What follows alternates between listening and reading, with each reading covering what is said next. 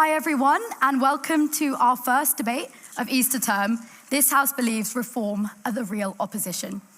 Just to quickly run you through the structure of this debate, we're going to begin with a proposition speech, then an opposition speech, and then a round of floor speeches from the audience, which are short 2 to 3 minute speeches that we'd like you to participate in. Then we'll have another proposition, and then opposition speech, then another round of floor speeches, and then proposition, and then opposition. Just as a couple of reminders, no filming please during the debates, and also you're very welcome to offer point of information or interventions when people are speaking, but please remember that it is the prerogative of the speakers whether or not to accept that. To begin, our first speaker in proposition of the motion, this House believes reform are the real opposition, is Josephine Ellis. Josephine is a first-year undergraduate student reading Human, Social and Political Sciences at Sydney Sussex College. Josephine, you have the ears of the House.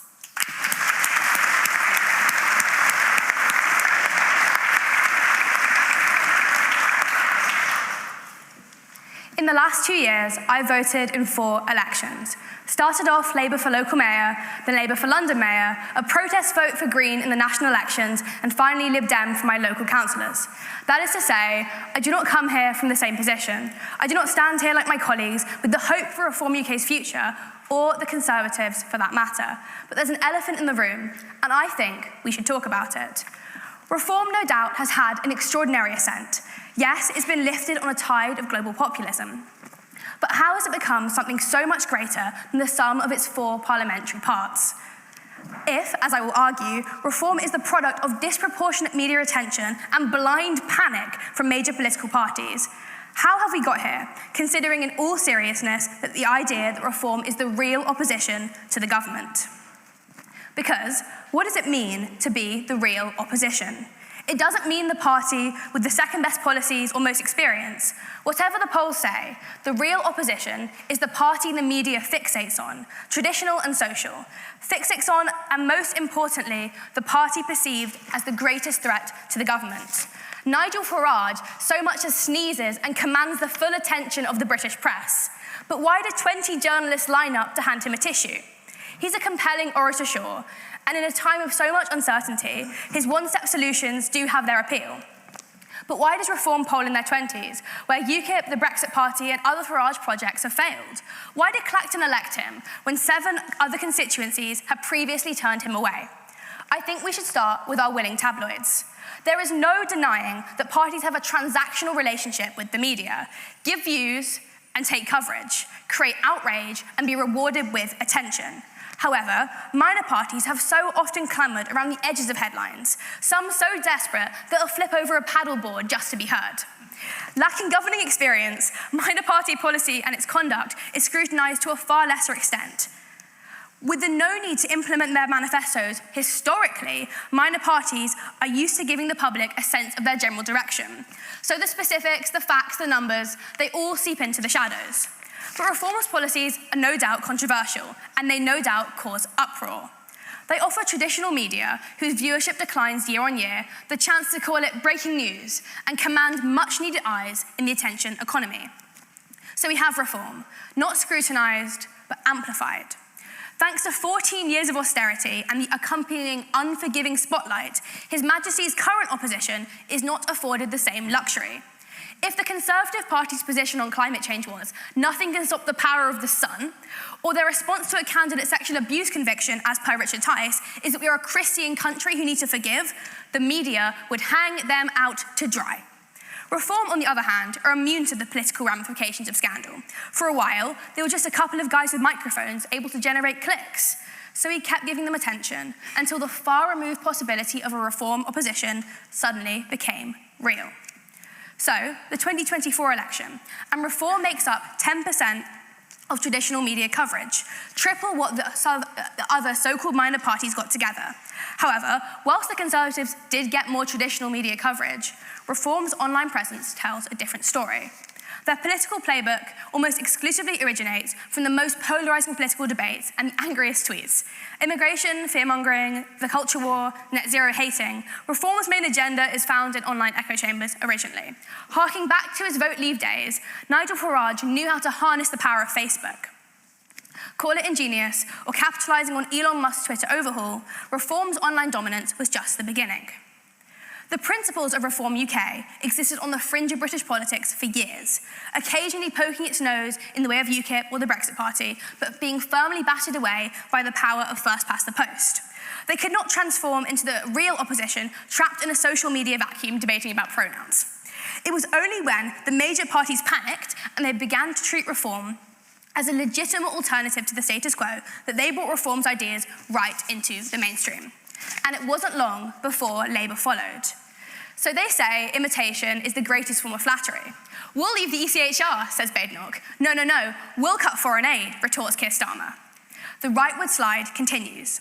But Reform are not shackled by the experiences of government. The Constitution and conventions do not matter, and the feasibility of their manifesto or contract is tomorrow's problem. So they can always push politics just that little bit further right than the Labour or the Conservatives know is practical. But that hasn't stopped them from trying.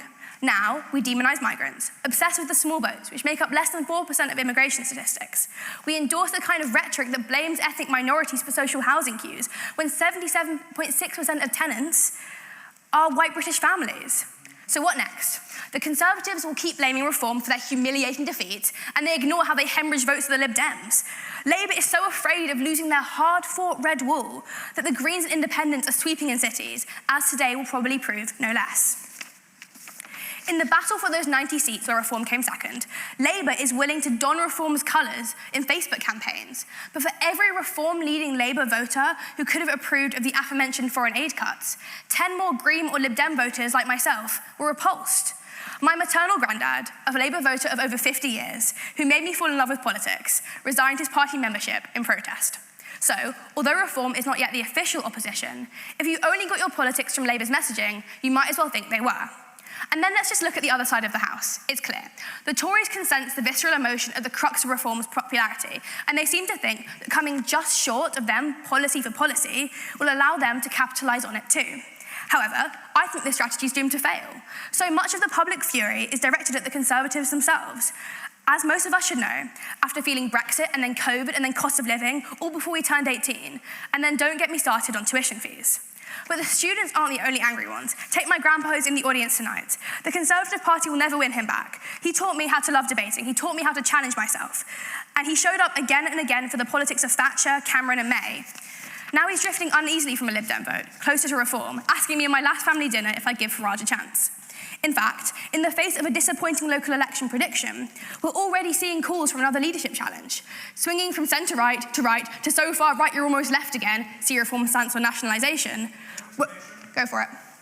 Isn't it rather the case that Reform is making the Tories move towards what you regard, as you say, as far-right policies, far-right rhetoric, but actually representing what a significant portion of the electorate wants, which is a stronger policy on immigration, which is more restrictive immigration policies. We may not like these policies, but these are what people want, and that's why a lot of people are angry at the Tories, is for not representing those policies, and now they're moving towards the centre on that ground to represent more people.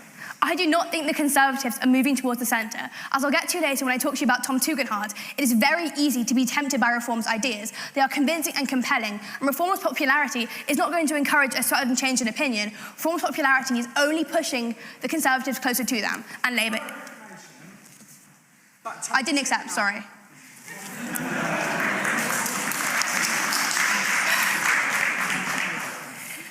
Let's take Tom Tugendhat then. I believe in my heart he didn't really want to leave the ECHR. But his leadership campaigns does show how easy the temptations of Reform can be. He had a real opportunity to reclaim the centre. I use this example because I think his inner turmoil is a microcosm for what's happening in your party. You aren't even really mimicking Reform universally. In front of me are two very lovely, well-established One Nation Conservatives. But your party can't seem to decide just how close you want to get to Reform. Do you blame the economic catastrophe of Brexit on red tape and the nanny state, or do you move forward to better trading relations with our biggest partner? Do you step up to face the existential challenge of my generation, or do you frack our way to a climate death? At the moment, who's to say? As bizarre as Reform's policies seem to me, at least they can all agree on what they think. A real opposition needs to learn how to band together instead of briefing against each other in the Telegraph. If we have learned anything from the 14 years of Labour opposition, it's that infighting is an election-losing strategy. What it takes to be a real opposition is to know what you're opposing. Kemi Badenoch, or whoever takes this party to their next chapter, should by no means take cues from reform. The solution to the official opposition recapturing the public's imagination is not to stoop to this level. And reform also has Labour to thank for their meteoric rise. Ironically, Labour's misguided attempts to stop Farage have only brought him closer to power. Fundamentally, reform is the real opposition because Labour and Conservatives have paved the way for them. They've been playing right into reform's hands, and the media is making sure we all know about it.